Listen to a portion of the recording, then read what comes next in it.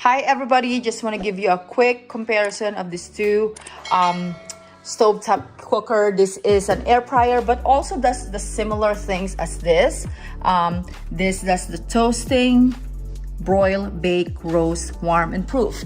This also does the broiling, the roasting, the baking, but it also does the dehydrating and obviously the air frying and the reheating sauce. This one main difference between the two is the size. Obviously this is much bigger compared to this one, but this one cooks much faster. If you do air fry, it's much faster than this one. And if you bake in here, I noticed that baking in the air fryer is much faster than this stovetop oven, or the countertop oven.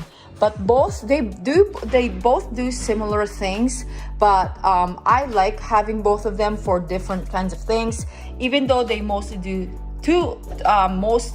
even though they do similar things. I just like having the options.